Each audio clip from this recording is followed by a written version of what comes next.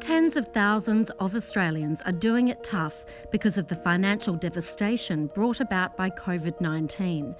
Together Australia is working to change that. We're campaigning to get Australians more affordable and accessible financial advice. Many Australians don't even know what financial advisors do.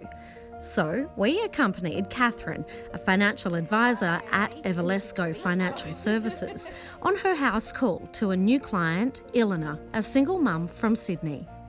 Oh, I hate talking about money. Like, if you asked me today how much money I had in my bank account, I probably wouldn't even know. COVID was the thing that made me go, I really need to get my finances in order. This may not be the last time we have a situation like this, and I want to be in the situation where I'm comfortable.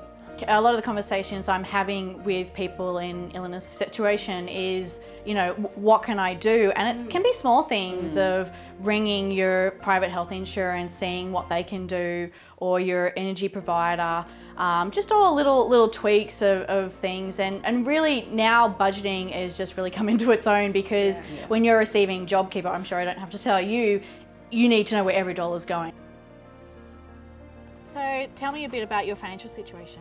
So I have two children by myself, they're 7 and 9, and we rent here because I've got an investment property and that the mortgage is so high we can't afford to live in it. COVID has really taken away a lot of my income, like I'm down by about 60%, and it was already a little bit tough, but now it's just unmanageably hard.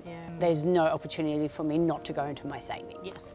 Which I'm being really careful with. But well, it's really good that you had savings to start with, because a lot of people were already living day to day before this, and they're now seeing that you need to make sure you're providing for your future self with some savings. Generally, we like to make sure everyone has 3 to 6 months of living expenses just sitting in savings for this rainy day situation that we're all in. My landlord wouldn't give any discount, and people we just don't pay rent because your tenants did that, didn't they? Yes, my tenants stopped paying rent for 6 weeks, even so though they hadn't. You as a homeowner allowed your tenants to stop paying rent, but your landlord didn't let you? Nothing at all. I've got a few clients who are in a similar situation. They've been able to secure some rental discounts, but I think your situation is probably the worst one I've heard, where you're hit both sides of not receiving rent and not getting a discount. Absolutely. I know people have been taking money out of their super during COVID, and considering my savings are dwindling,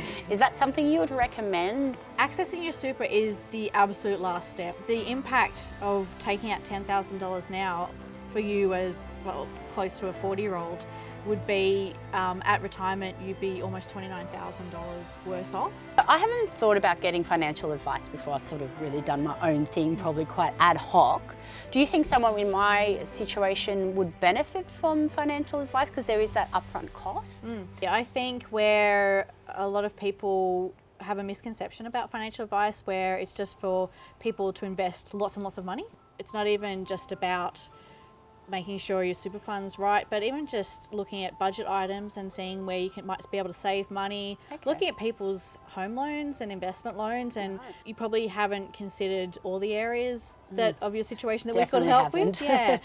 So, like Illina, who'd never really thought to see someone like Kathryn, you too can benefit from financial advice. Sign up for our newsletter and go into the draw for $100,000. Go to togetheraustralia.com.